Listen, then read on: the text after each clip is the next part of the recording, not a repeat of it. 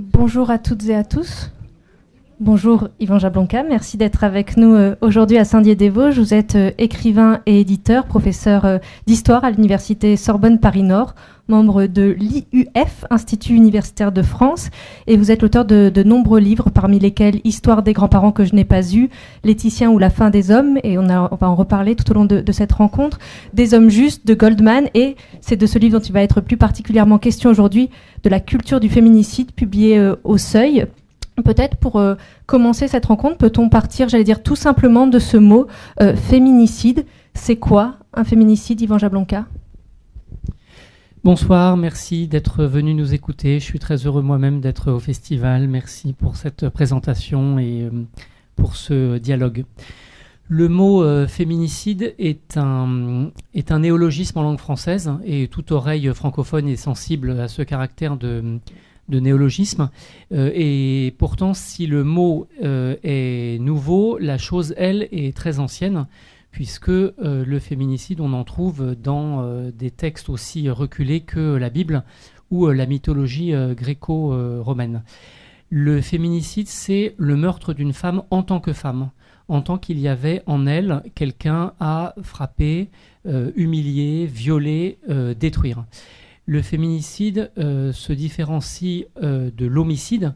L'homicide ne vise pas un homme, mais une victime neutre. C'est-à-dire qu'on ne s'intéresse pas dans l'homicide au sexe ni au genre de la victime.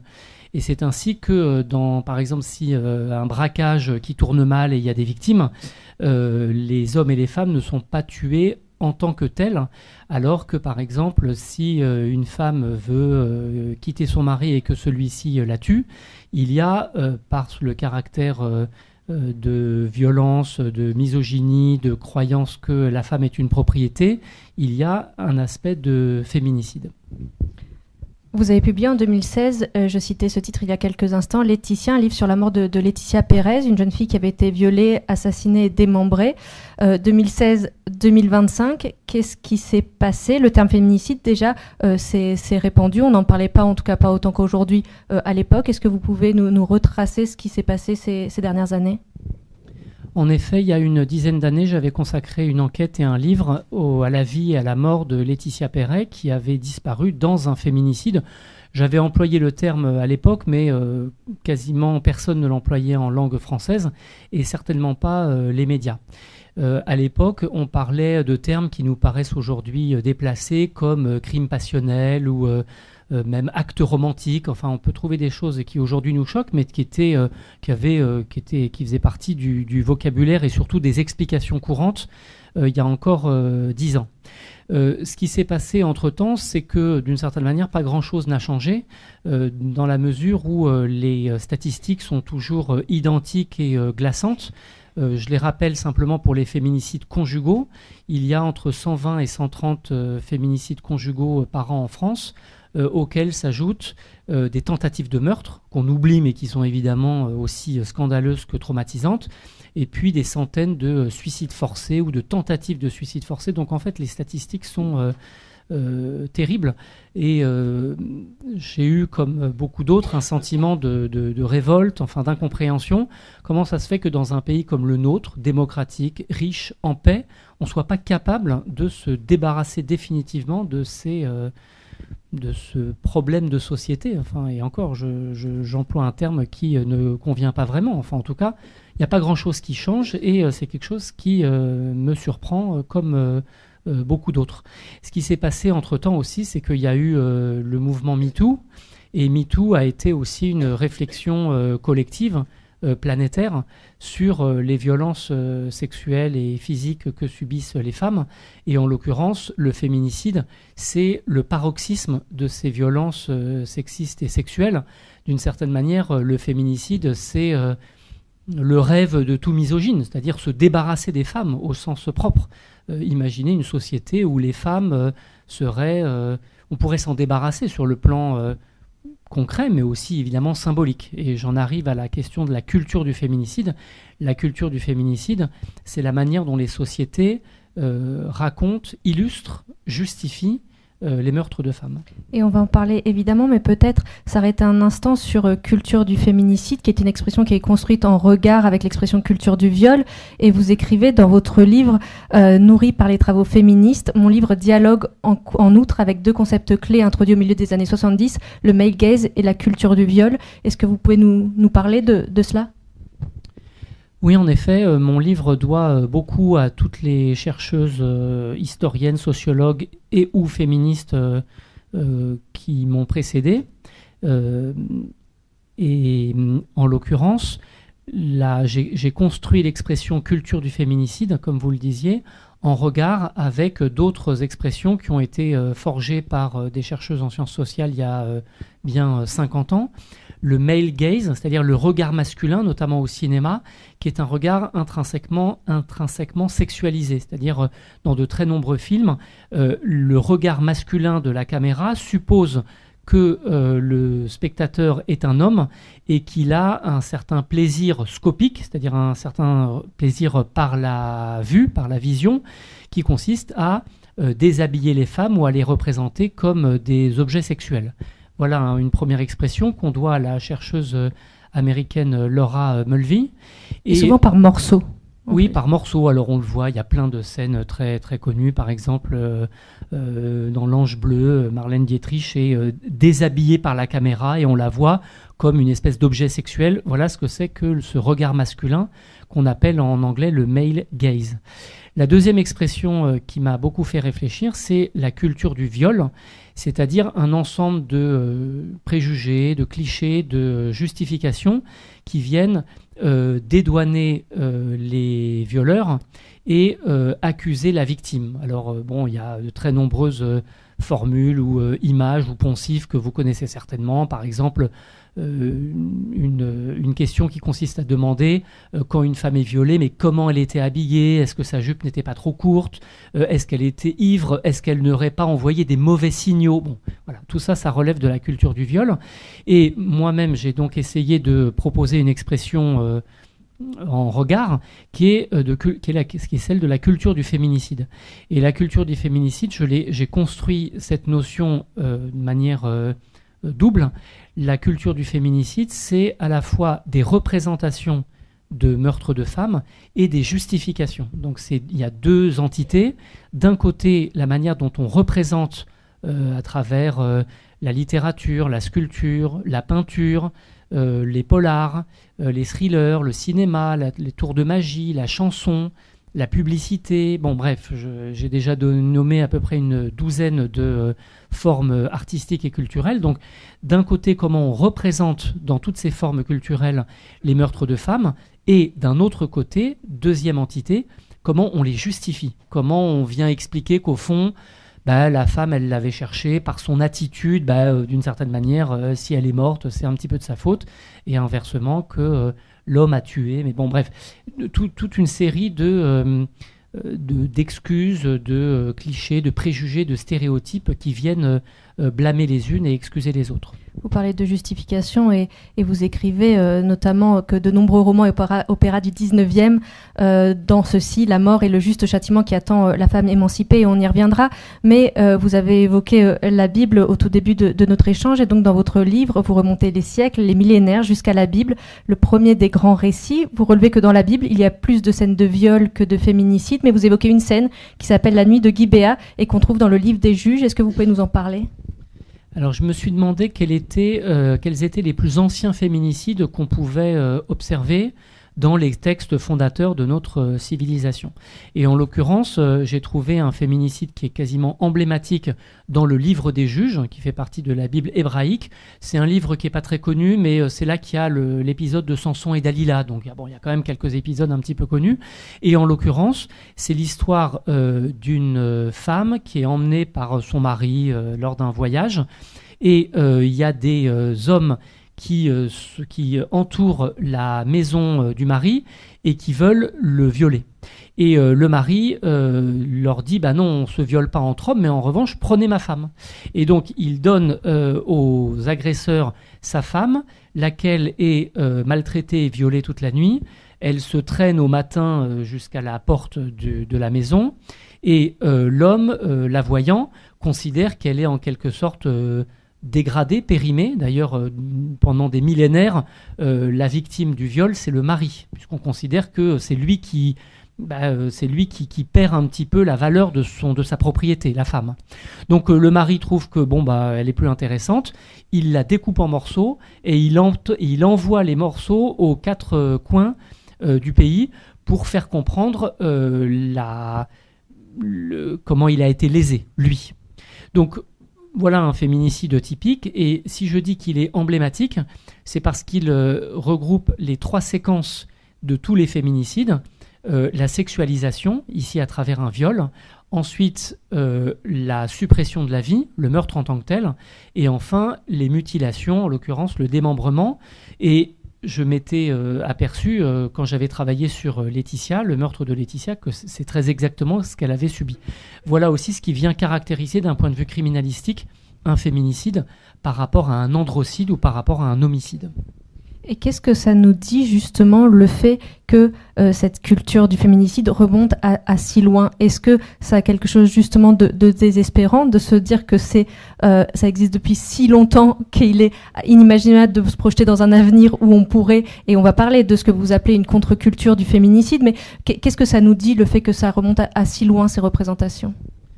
Ça veut dire que dans les textes les plus anciens de notre civilisation, la mort des femmes est non seulement représentée, illustrée, racontée, mais aussi justifiée et parfois même glorifiée.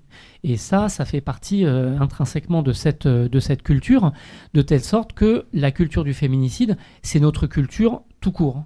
Et c'est ce que j'ai voulu aussi montrer, c'est que je crois que nous sommes prisonniers de récits anciens dont on n'a pas toujours conscience. Qui regarde les féminicides dans la Bible ou la mythologie jusqu'au cinéma de Hitchcock, de Fritz Lang et jusqu'aux séries télé que nous regardons sur les plateformes numériques, qui comprend, qui se demande, qui s'aperçoit qu'il y a donc plusieurs millénaires de représentations, de mise en narration, de réflexes narratifs ou même d'horizons d'attente du point de vue des téléspectateurs ou des lecteurs, de telle sorte que nous sommes en quelque sorte, je crois, prisonniers de ces récits qui viennent structurer notre imaginaire. Et ça fait aussi partie du problème. Je crois que quand on parle de ces statistiques glaçantes que j'évoquais tout à l'heure, il y a un certain nombre de problèmes qui relèvent de la formation des policiers, des gendarmes, des magistrats, problèmes de moyens, de budget, très certainement. Mais je crois que nous baignons dans cette culture, et j'irais même jusqu'à dire que nous y sommes drogués culturellement. On a besoin culturellement qu'il y ait des féminicides, et on le voit encore une fois dans n'importe quelle série télé et dans les grands chefs-d'œuvre que nous admirons à juste titre. La Flûte enchantée, Carmen de Bizet, tout le cinéma de Hitchcock, tout le cinéma de Fritz Lang, et encore une fois jusqu'à nos séries télé. Et j'ai essayé de montrer comment cette culture, nous y avons été nourris, et d'une certaine manière à juste titre, puisque encore une fois, il ne s'agit pas de jeter à la poubelle ces œuvres qui sont des chefs-d'œuvre. Il s'agit plutôt de les revoir, de les réécouter, de les réentendre, mais autrement, sans naïveté et avec un regard critique. Vous parliez de millénaires, peut-être que pour ne pas arriver tout de suite au cinéma du XXe siècle, on peut comme ça un petit peu parcourir le temps. Vous parlez notamment des sorcières qui ont été victimes d'un féminicide de masse. Alors il y a eu des sorciers aussi, mais davantage de sorcières. La chasse aux sorcières qui commence en Occident à peu près au début du XVe siècle, qui ira jusqu'au milieu du XVIIe siècle. Oui, ça me permet de préciser le sens du mot féminicide que je n'ai pas assez précisé tout à l'heure. Aujourd'hui, il y a eu une réduction à la sphère conjugale, et c'est une réduction que je regrette. Aujourd'hui, quand dans les médias on parle de féminicide, on pense systématiquement à une séparation qui se termine dans le sang. Or, le terme féminicide a une polysémie qui est importante et qui explique que moi, historien, je l'ai utilisé pour des périodes très reculées où on s'intéressait fort peu à la sphère conjugale. En effet, dès lors que le féminicide, c'est le meurtre d'une femme en tant que femme, il y a de nombreuses formes criminelles qui vont très au-delà de la sphère conjugale. C'est ainsi qu'il y a aujourd'hui, hier, dans un certain nombre de pays, des infanticides ciblés sur les fillettes, où il y a des crimes dits d'honneur, de telle sorte que quand une femme, on considère qu'elle a bafoué l'honneur de la famille, il devient licite de la tuer. Il y a des féminicides d'État, par exemple aujourd'hui en Afghanistan ou en Iran. Il y a des féminicides qui relèvent du serial killing, c'est-à-dire les meurtres en série ont en très grande majorité des femmes pour victimes. Et enfin, cette forme que vous évoquez, les féminicides de masse. Les féminicides de masse, la chasse aux sorcières à partir du début du XVe siècle relève de cette forme féminicidaire par laquelle l'État, mais aussi évidemment l'Église, avaient toute autorité, tout loisir de pourchasser et de détruire les sorcières en tant que femmes, bien entendu, en tant que sorcières, mais aussi en tant que femmes. Et ça, c'est une des formes de féminicide que j'ai essayé d'étudier. Et cette forme culturelle, elle est venue jusqu'à nous. Moi, en tant que père de 3 filles, je suis un grand spécialiste des dessins animés et des contes pour enfants que j'ai lus vu et lu en famille pendant une quinzaine d'années. Et comme vous le savez aussi bien que moi, dans ces livres, dans parfois ces opéras ou dans ces dessins animés, il y a des sorcières et elles sont très souvent mises à mort à la fin. Alors on ne le regarde plus comme ça parce que d'une certaine manière elle était méchante et donc elle mérite son sort, que ce soit dans Le Magicien d'Oz ou dans Réponse ou dans de très nombreux autres livres, films et dessins animés. Mais je pose la question, pourquoi la sorcière serait tuée à la fin? Parce que en fait cette sorcière est considérée comme une femme malfaisante. Mais c'est précisément ça la question c'est précisément ça la culture du féminicide. C'est le fait que la femme malfaisante peut être tuée. Et donc, il y a comme un droit de tuer que la société reconnaît à un certain nombre d'agents sociaux. Dès lors qu'une femme est perçue comme étant malfaisante, on peut la tuer. C'est comme James Bond qui a le droit de tuer les ennemis. Alors, c'est soit des savants fous, soit des ennemis du genre humain. La culture du féminicide, c'est un petit peu l'équivalent, mais c'est des hommes ordinaires qui ont un droit de tuer des femmes ordinaires. En l'occurrence, des femmes malfaisantes. Alors, j'ai cité un certain nombre de sorcières, mais d'un point de vue métaphorique, les femmes malfaisantes, c'est aussi les femmes qui quittent leur mari, ou les femmes qui sont jugées frivoles, ou les femmes qui sont jugées hystériques ou instables. C'est précisément ça la culture du féminicide, puisqu'à la fin, on les tue. Donc, vous voyez que de la chasse aux sorcières jusqu'à la mort de Marie Trintignant, ce sont les mêmes représentations et les mêmes justifications qui viennent expliquer ceci ou cela. Vous avez employé le mot féminicidaire. Vous proposez dans votre livre le terme gynocidaire, que vous dites ne pas employer à l'oral, mais je vais vous demander de le faire dans ce contexte particulier. Oui, alors dans mon livre, j'utilise le mot gynocidaire avec un Y, comme c'est la même racine que le mot grec qui a donné gynécologue ou gynécée. Et moi, je dis gynocidaire. C'est un mot qu'on peut comprendre. Et c'est une épithète qui renvoie à des crimes qui tuent des femmes en tant que femmes. Pour des raisons évidentes, je ne l'emploie jamais à l'oral, parce qu'à l'oral, une oreille francophone entend génocidaire.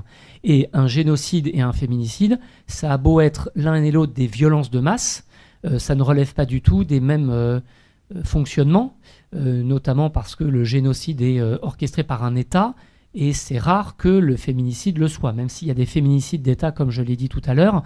Je fais en sorte de bien marquer la différence, même si, encore une fois, entre le génocide et les violences sexuelles, on pourrait dire que dans les deux cas, ce sont des violences de masse. Je reprends le fil chronologique, même si je saute beaucoup de choses que vous évoquez dans votre livre, mais il y a un moment où les féminicides deviennent un divertissement. Est-ce que vous pouvez nous parler de cette bascule? Je ne sais pas si on peut parler vraiment de bascule, mais en tout cas de quelque chose qui arrive, qui relève du divertissement. La culture du féminicide repose toujours sur des pratiques, c'est-à-dire une culture matérielle. Ça peut être une manière de diffuser les œuvres, ça peut être une certaine société, un certain état de la religion, une certaine politique. Bref, la culture du féminicide, ce ne sont pas des images qui volent comme ça au-dessus de nous, mais ce sont des représentations qui viennent s'incarner dans une culture matérielle. En l'occurrence, à partir du début du 19e siècle, naît ce qu'on appelle la culture de masse. Alors d'abord, ce sera la presse de masse, ensuite il y aura le théâtre, viendra évidemment le cinéma, puis la télévision. Et toutes ces formes de culture de masse, immédiatement après leur avènement, elles se sont emparées du féminicide. Et on le voit dans la presse de masse qui, au moment même où les journaux populaires et la presse de masse sont créés, à ce moment-là, ils intègrent les faits divers avec les femmes en première victime. Ensuite viendra le cinéma, et dès l'époque de Georges Méliès, le féminicide fait partie de la culture du cinéma, et ensuite, 20 ans ou 30 ans après Méliès, ce sera le jeune Hitchcock, le jeune Fritz Lang et l'expressionnisme allemand, bref, toutes ces formes qui feront leur miel, si j'ose dire, du féminicide. Et de la même manière, dans les séries télé, ce sera la même chose. Donc on voit que la culture du féminicide a été diffusée par cette culture de masse qui a fonctionné un petit peu comme une caisse de résonance, tout simplement parce que ça marche. Alors cette expression n'est pas de moi, c'est une expression qui a été inventée par des cinéastes aussi importants que Dario Argento ou Brian De Palma ou encore Alfred Hitchcock. Et quand on leur a demandé à ces trois maîtres du cinéma d'horreur ou du maître du thriller, quand on leur a demandé pourquoi tant de féminicides, pourquoi tant de meurtres de femmes dans vos films, ils ont tous répondu parce que ça marche en fait, les gens aiment ça. Alors ça renvoie à nous autres spectateurs, spectatrices, pourquoi on a comme ça cette espèce de plaisir de plaisir un peu inavouable, ambigu, de la terreur des femmes qui vont être culturellement, cinématographiquement condamnées à mort. Ça appelle une autre question à laquelle je répondrai si vous le souhaitez, mais vous voyez en tout cas que dans de très nombreuses formes culturelles, le féminicide n'est rien d'autre qu'un divertissement de masse. Et je donne un dernier exemple. À la fin du 19e siècle, dans une autre forme de culture de masse, le musical, il y a un tour de magie, une attraction qui a fait florès dans de très nombreuses capitales d'Europe et d'Amérique du Nord. C'est le numéro de la femme coupée en deux. C'est un tour de magie que vous connaissez certainement, qui consiste à mettre une femme dans une boîte et à faire passer une scie circulaire de manière perpendiculaire. Et ensuite, il y a toute une série de trucs ou de trucages avec l'assistante, enfin la jeune femme toujours sexualisée, parce que dans le code de la beauté occidentale, il faut toujours que ce soit une jeune femme blonde, mince, en jupette, enfin bon, des choses que vous connaissez aussi bien que moi. Et donc, au moment où la scie passe, elle pousse des cris, le faux sang gicle. Bon, c'est typiquement ce que j'ai appelé donc la culture du féminicide, qui apparaît ici comme une forme de divertissement. Et ce numéro de la femme sciée en deux a un autre numéro qui est très proche, qui est la femme qui disparaît. La femme qui disparaît, qu'on peut comme ça escamoter, comme si c'était un jeu de la faire disparaître. On ne sait pas ce qu'elle est devenue, mais ça fait partie aussi du plaisir et du divertissement. Et ce tour de magie de la femme qui disparaît a été immédiatement repris par Méliès au tout début du cinéma. D'ailleurs, le premier court-métrage de l'histoire du cinéma, après la fameuse entrée du train dans la gare de La Ciotat, c'est l'escamotage d'une femme dans un théâtre par Méliès. Méliès était lui-même illusionniste. Et enfin, il y aura les deux films de Hitchcock, Une femme disparaît. Donc vous voyez qu'il y a une très grande cohérence visuelle, narrative, culturelle, qui fait partie de cette culture du féminicide. Vous faites dans votre livre un classement des films génocidaires classés selon le destin des femmes. Oui, en effet, il y a plusieurs structures narratives dans le cinéma. J'ai essayé de classer une quarantaine de thrillers, de polars et de films d'horreur que j'ai regardés méticuleusement à la Bibliothèque nationale de France. Et il y a la série, il y a une famille de films où toutes les femmes sont tuées. Toutes les femmes sont massacrées. Donc, par exemple, dans M le maudit de Fritz Lang, ce sont des fillettes, mais ce sont quand même des femmes, elles sont toutes tuées. Il y a plusieurs autres exemples. Et il y a en regard une autre famille de films, c'est les films où toutes les femmes sont tuées, sauf une à la fin. C'est ce que on appelle en anglais, dans les études cinématographiques en anglais, la final girl, c'est-à-dire la dernière fille.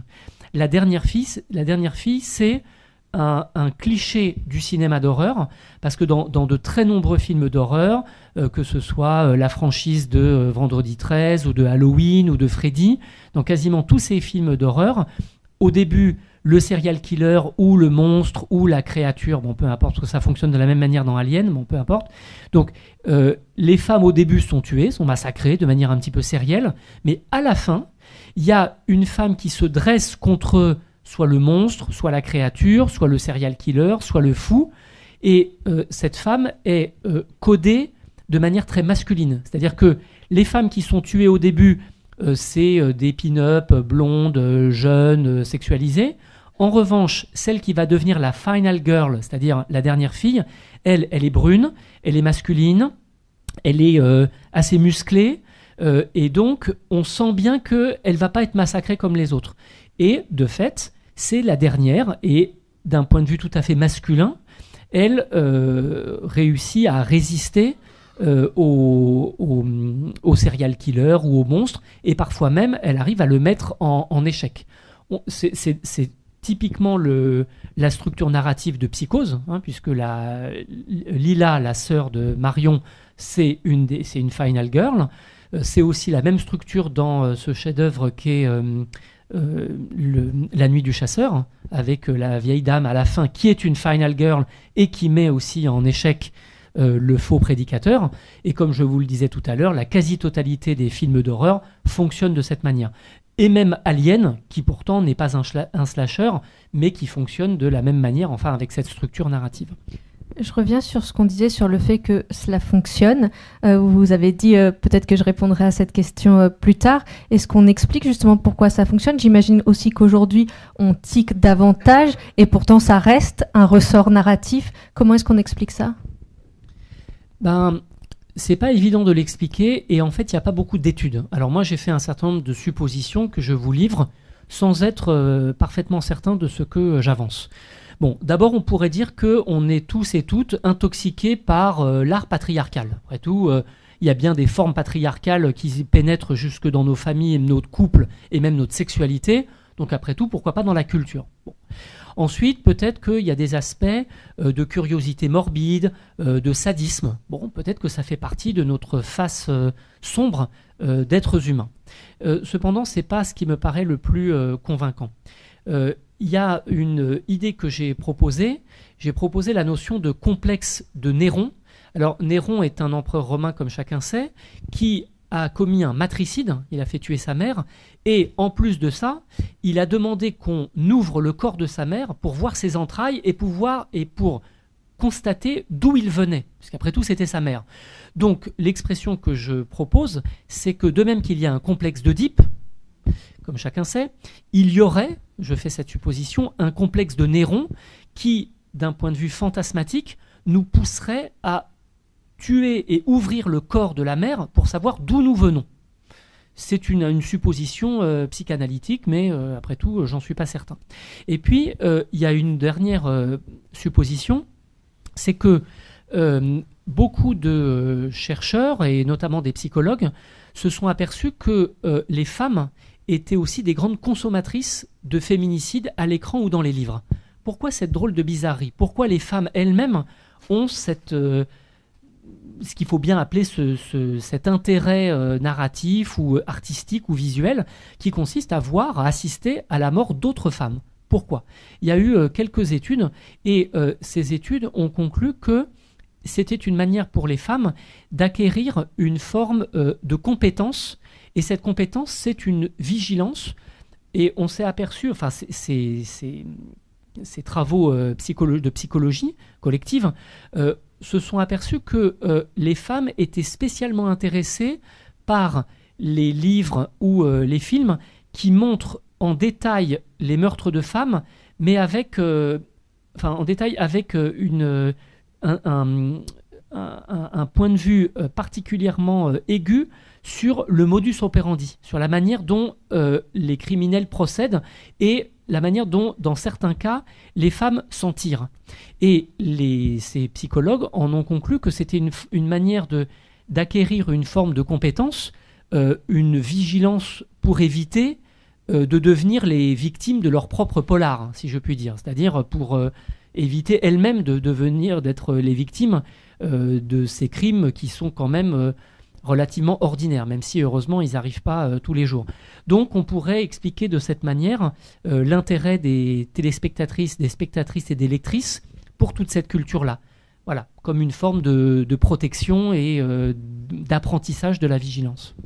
On va parler de la contre-culture du féminicide que vous appelez de vos voeux, mais on a parlé de cinéma, on a parlé aussi un peu de séries. Vous avez évoqué la sculpture au début de notre rencontre. Il y a aussi la peinture. On pense à des peintres comme Picasso qui est présent dans votre livre. La peinture aussi est ancrée dans une culture du féminicide. Oui, comme je l'ai dit, je vous ai cité tout à l'heure une douzaine de formes artistiques et aucune n'y échappe. En l'occurrence, la peinture, alors je pourrais vous citer toute une série de tableaux de Botticelli inspirés de Boccace, qui relèvent explicitement de la culture du féminicide.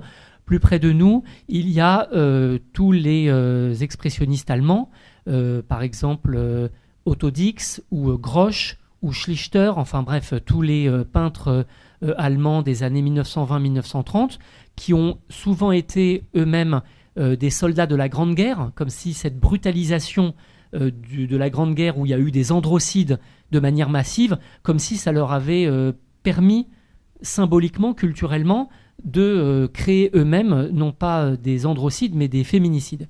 Et donc on voit dans cette peinture expressionniste allemande des dizaines et des dizaines de tableaux, de gravures, de peintures qui renvoient à ce goût ambigu, sadique, pour la mise à mort des femmes. D'autres artistes comme Hans Bellmer, qui est un plasticien, un sculpteur, se sont aussi intéressés au féminicide. Et Picasso lui-même, dans les grands portraits cubistes des années 1936-1937, déstructure le visage des femmes, dont on sait que c'était ses compagnes et que par ailleurs il était particulièrement cruel avec elles. Et j'interprète ces portraits cubistes de déconstruction et de dislocation du visage comme des formes de féminicide symbolique. Et de fait, il n'y a pas de grand chef-d'œuvre dans les années 36-37 de Picasso qui déstructurerait le visage d'un homme. Ce n'est pas un hasard, à mon avis, si ce sont non seulement des femmes, mais encore ses compagnes qui en ont été les victimes symboliques. Et vous citez notamment Françoise Gillot, l'une des compagnes de Picasso, qui écrivait à son propos, et là je vous lis qu'il a cité. Pablo avait une sorte de complexe de barbe bleue. Il rangeait toutes les femmes qu'il avait collectionnées dans son petit musée personnel, mais il ne coupait pas les têtes tout à fait. Il préférait qu'un peu de vie demeure, que toutes continuent à pousser de petits cris de joie ou de douleur, à faire quelques gestes comme des poupées désarticulées. Oui, en effet, alors cette citation est assez terrifiante. Et d'ailleurs, Françoise Gillot elle-même parle de Barbe Bleue, qui est un célèbre conte de la fin du XVIIe siècle, qui relève intégralement de cette culture du féminicide. Et en évoquant Picasso, je voudrais introduire une distinction qui me paraît importante. C'est celle qui sépare le féminicide réaliste et le féminicide symbolique. Le féminicide réaliste, c'est quand on voit dans un livre ou à l'écran des femmes qui sont tuées. Par exemple, dans Barbe Bleue ou dans la quasi-totalité des films de Hitchcock. On voit vraiment du sang qui jaillit, la femme qui est étranglée, féminicide réaliste. Mais je propose une autre expression qui me paraît très importante, parce que capable de décrire de très nombreuses autres œuvres, c'est la notion de féminicide symbolique. Les féminicides symboliques, ce sont des métaphores ou des allégories qui codent symboliquement le meurtre d'une femme. Mais il n'y a pas nécessairement une femme qui est tuée à l'écran ou dans un tableau. Et c'est ce qui me fait dire que certains portraits cubistes de Picasso sont des féminicides symboliques. Parce qu'évidemment, dans un portrait cubiste, on ne voit pas, comme dans l'expressionnisme allemand, on ne voit pas quelqu'un qui est en train de poignarder ou d'étrangler une femme. En revanche, c'est bel et bien des femmes qui sont à la découpe, des femmes qui sont disloquées, démembrées. et on le retrouve aussi du reste dans les Demoiselles d'Avignon. Et je crois que cette notion de féminicide symbolique est très importante parce qu'elle nous permet de voir la mort des femmes là où on ne voit sinon que des formules médiatiques ou culturelles qu'on ne perçoit pas ou mal. Je vais vous donner un exemple. Il y avait un certain nombre d'émissions de télévision quand j'étais enfant et adolescent, présentées par feu Thierry Ardisson. Et c'était des émissions dans lesquelles des femmes étaient très souvent invitées. C'était des femmes qui étaient artistes, écrivains, autrices, plasticiennes, comédiennes. Et les questions de Thierry Ardisson ne portaient que sur leurs lèvres, leurs cheveux, leurs seins, leurs fesses. Et c'était une manière de les ramener non seulement à leur corps, mais aux parties les plus sexualisées de leur corps, précisément comme si c'était des femmes à la découpe. Et là, je pense qu'on était dans une culture du féminicide, mais symbolique. Je pense que c'était des féminicides symboliques, parce que vous aviez Ardisson et sa clique de chroniqueurs, tous des hommes, qui étaient là pour, littéralement, soit tuer une femme, soit la flinguer, soit l'humilier, ce qui relève donc d'un féminicide symbolique. Et en ont été victimes des femmes aussi différentes que Lio ou Nelly Arcan, qui par ailleurs s'est suicidée quelques années plus tard. On va parler de la contre-culture. Juste une chose, quand je vous écoute, je me dis, on a évoqué Laetitia, qui a été publiée en 2016. On comprend pourquoi est-ce que vous avez voulu écrire ce livre, fait ces recherches, et je me demandais si vous, qui aviez pourtant une conscience de l'existence de cette culture du féminicide, vous avez été surpris malgré tout par des choses au moment de l'écriture de ce livre, des recherches que vous avez effectuées pour l'écriture de ce livre. Celui-là ou Laetitia ? Celui-là. J'ai été frappé par deux choses. La première, c'est l'extrême cohérence de cette culture du féminicide avec des représentations, des stéréotypes et des schémas qui se reproduisent siècle après siècle et millénaire après millénaire. De telle sorte que je me suis intéressé aussi bien à la représentation des sorcières qu'à celle des femmes hystériques à l'époque de Charcot et de Freud, et aussi la représentation des femmes aliénées ou jugées folles. Et ça fait partie de la culture du féminicide, puisque, encore aujourd'hui, une des manières de blâmer la victime en excusant le meurtrier, c'est précisément un portrait des femmes sous les traits d'une hystérique, ou d'une folle, ou d'une prostituée, ou d'une femme un petit peu frivole.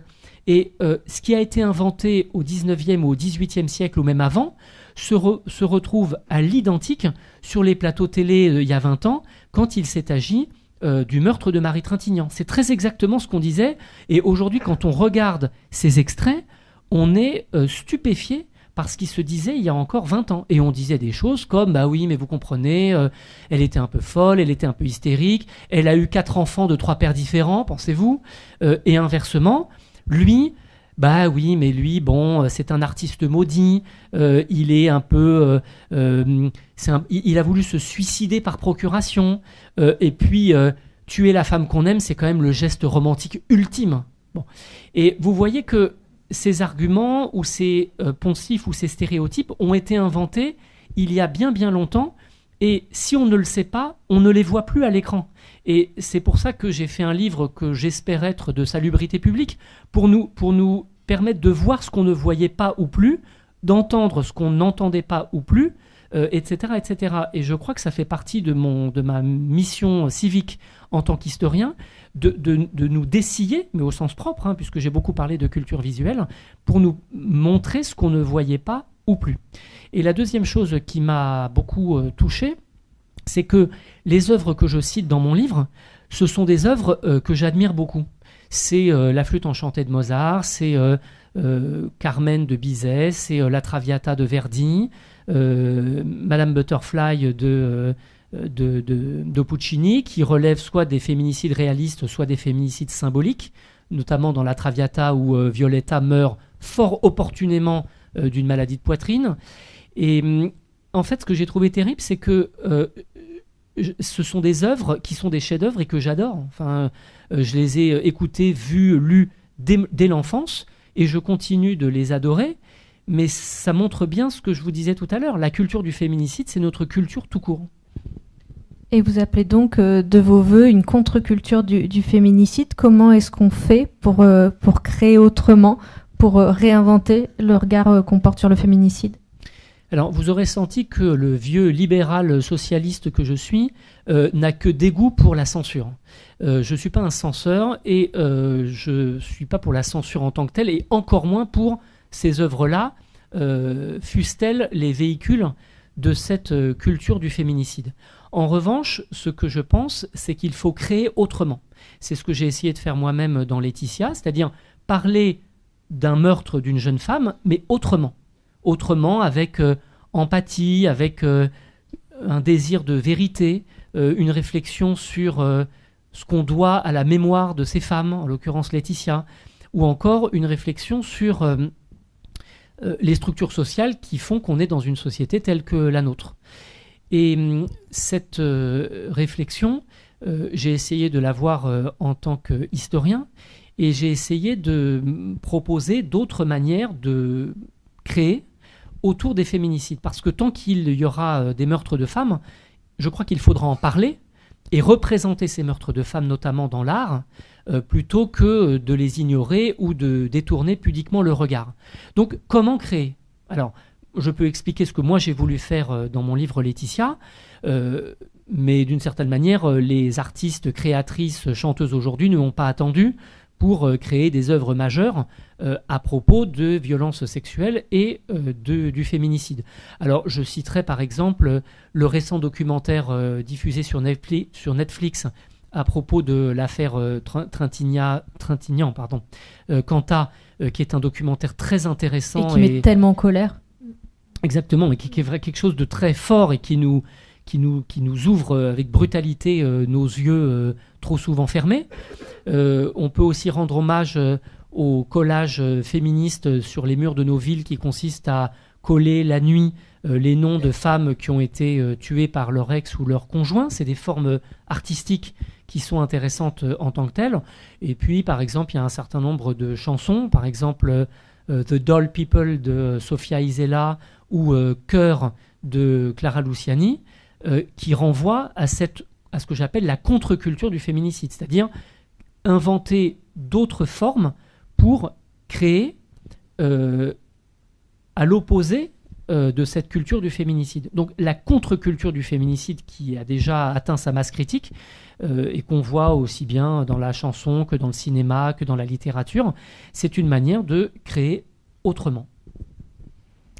Je vois qu'il nous reste quelques minutes à peine. Enfin, j'aimerais surtout pouvoir vous donner la parole si certaines ou certains d'entre vous ont des questions.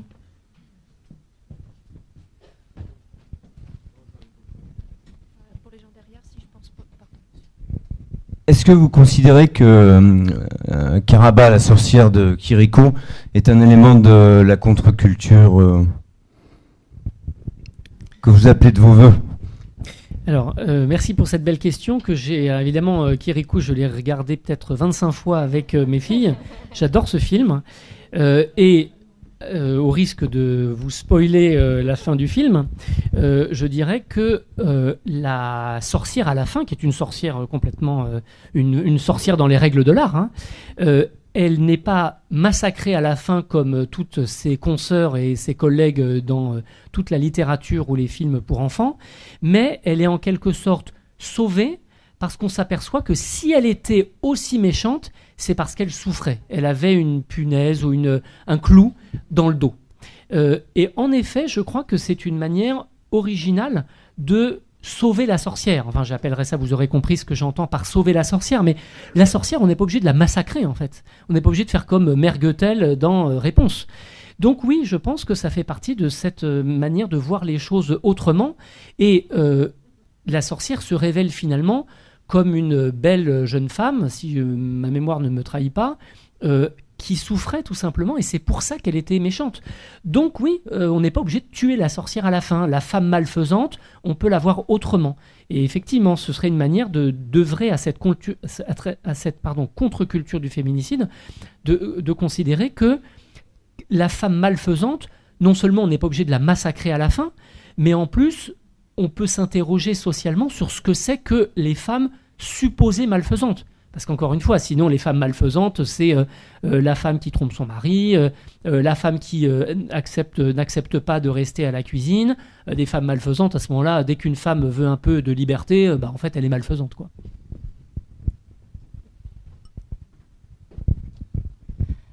Je voulais simplement rajouter qu'il n'y a pas que des solutions et des culturelles. La politique aussi passe par là. En Espagne, ils ont mis des milliards d'euros sur la table et les féminicides ont complètement diminué, mais de manière complètement conséquente. Et je pense que cette solution-là aussi, au niveau politique, pourrait être réglée. Bien sûr, madame, vous avez tout à fait raison, mais vous aurez compris que mon livre ne parle pas de l'histoire des féminicides, mais de l'histoire de la représentation des féminicides. C'est pour ça que moi-même, je suis resté assez sobre sur cette question. J'avais pas, mais à ce moment-là, moi, je préfère renvoyer au livre à la somme mondiale de ma collègue Christelle Tarot, qui en a parlé mieux que moi. Maintenant, vous avez tout à fait raison de dire cela, et j'ajouterais qu'il faut repenser un certain nombre de choses, repenser les représentations, je n'ai parlé que de ça, repenser aussi la masculinité, j'ai consacré un autre livre, repenser l'éducation, j'en ai dit un mot avec la littérature pour enfants et les dessins animés, et j'ajouterais une autre chose, on pourrait aussi repenser le danger, c'est-à-dire la conception même qu'on a du danger. Si on considère que le danger, c'est quand la femme est morte, en fait, c'est trop tard. On pourrait dire, d'un point de vue, pour le coup, criminalistique, et puis ça pourrait concerner toute la chaîne pénale, c'est-à-dire les gendarmes, les policiers, les juges, etc.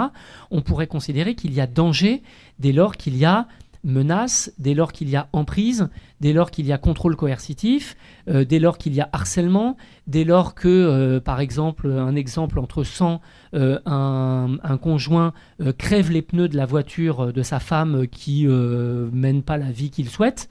Quand on commence à crever les pneus de sa femme, moi je pense qu'on arrive à des niveaux de danger extrêmes en fait. Et quand une femme porte plainte pour ça, généralement, en gendarmerie ou en police, on lui dit « Mais madame, c'est simplement une atteinte au bien. » Oui, effectivement, d'accord, c'est qu'un pneu. Mais symboliquement, on n'est pas loin du féminicide symbolique, justement. Merci. Déjà, merci beaucoup pour ce que vous faites et ce que vous écrivez. Moi, j'avais deux petites remarques. La première où un film me revient très fort, La nuit du 12, où au milieu du film, il arrive un questionnement, en tout cas les deux enquêteurs hommes, un vieux, un jeune, qui ont des histoires personnelles aussi qui viennent dans le film, et enquête donc sur le meurtre au début du film d'une jeune femme qui est brûlée vive. Et donc le plus jeune des enquêteurs interroge une proche de la victime, et la proche dit mais qu'elle sait elle pourquoi on l'a tuée. Et sa remarque arrive comme une évidence horrible, qui est mais elle a été tuée parce que c'est une femme, point. Et c'est tout.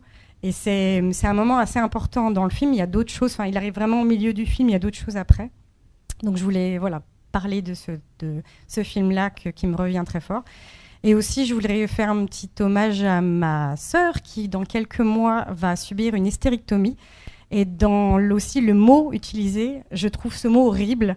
Et ce serait bien aussi qu'on nomme aussi des choses, en tout cas concernant la santé des femmes, un peu autrement. Parce que ce mot est horrible. Voilà, c'est tout.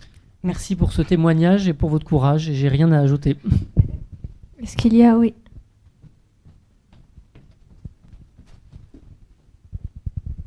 J'aimerais revenir sur les films que vous avez cités, notamment Hitchcock et Dario Argento. Est-ce qu'on ne peut pas avoir une lecture, au contraire, à rebours, féministe, y compris pour Alien, où en fait les personnages féminins sont certes parfois torturés, parfois subissent des outrages extrêmement violents, mais sont aussi des personnages qui montrent des qualités qui ne sont pas forcément sexualisées, et qui sont aussi un moyen de montrer la masculinité qu'on dirait toxique aujourd'hui, la figure du monstre. Souvent, si on pense à Psychose, le personnage masculin, le seul du film est loin d'être impeccable ou d'être un modèle. Oui, vous avez raison. De toute façon, le propre de ces œuvres est qu'elles sont polysémiques et qu'on peut donc proposer de très nombreuses interprétations. Et vous avez effectivement raison, de même que moi aussi j'ai proposé une forme de logique interprétative. Dans le cas de Alien et de tous les films où il y a une Final Girl, je ne suis pas complètement d'accord parce que pour moi ça n'a pas grand-chose de féministe, parce qu'au fond la Final Girl et tout particulièrement celle dans Alien, en fait ce sont des hommes d'un point de vue symbolique. Enfin, elles sont codées dans leur masculinité de telle sorte qu'en fait c'est plus des femmes, c'est des hommes. Et on le voit dans de très nombreux films, notamment à la fin de Halloween. Elle est représentée exactement de la même manière, c'est-à-dire la femme un peu froide, brune, quasiment toujours brune, un petit peu qui détient un pouvoir pas éloigné de la virilité. Moi, d'une certaine manière, j'aurais tendance à dire que les femmes s'en tirent quand elles se transforment en hommes, en quelque sorte. Dans le cas de Hitchcock, c'est différent. Ce que j'ai voulu dire, c'est que le cinéma de Hitchcock est intégralement féminicidaire. Je pense qu'il faudrait se creuser la tête pour trouver les films de Hitchcock où il n'y a pas des femmes tuées ou qui disparaissent ou qui sont torturées à un moment ou à un autre. Et ce qui m'a intéressé aussi, c'est la manière dont il représente ces meurtres, notamment la célèbre scène de la douche dans Psychose. C'est représenté comme un morceau de bravoure cinématographique. Et d'ailleurs, si on demandait quelle est la scène de cinéma la plus influente au XXe siècle, je pense que c'est précisément ce féminicide.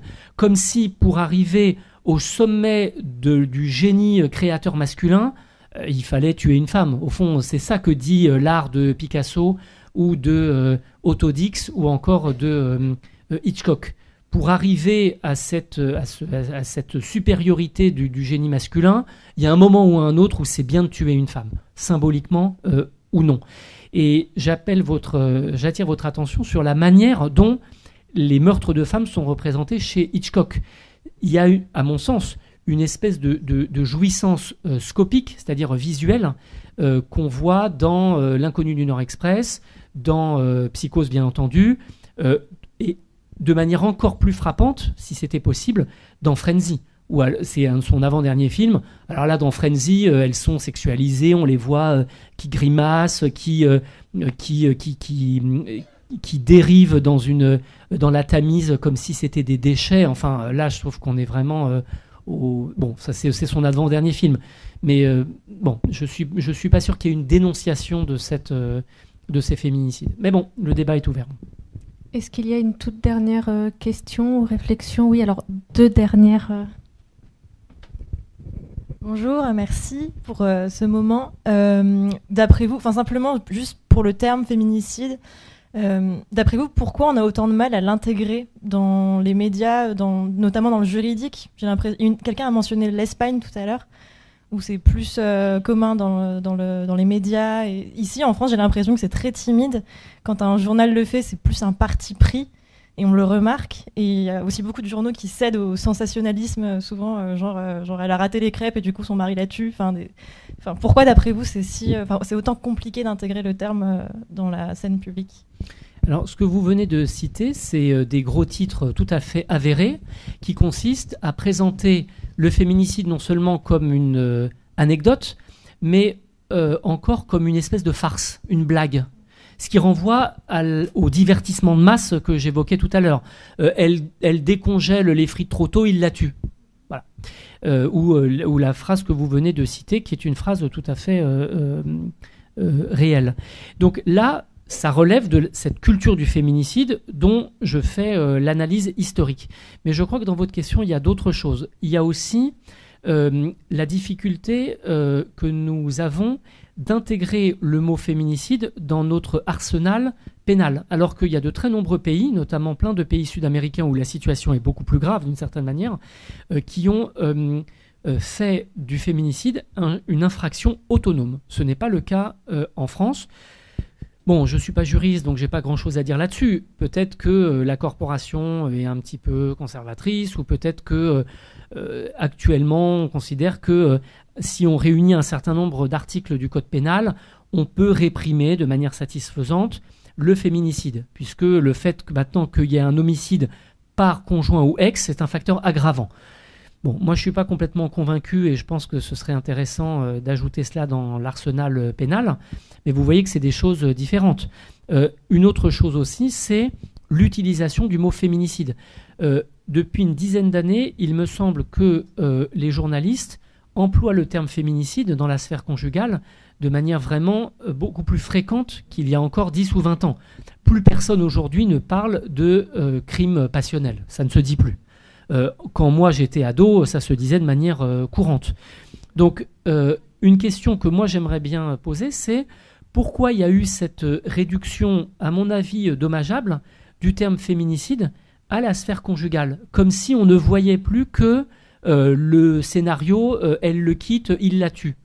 En fait, c'est beaucoup plus large. Et là, je trouve qu'on a trop réduit la focale. Je voulais vous dire, à propos des livres pour enfants, vous connaissez La Reine des Neiges. Est-ce que c'est une final girl ? Alors, je ne l'ai vu que 2 fois, alors que les autres, je les ai vus 25 fois. Et je ne voudrais pas dire de bêtises.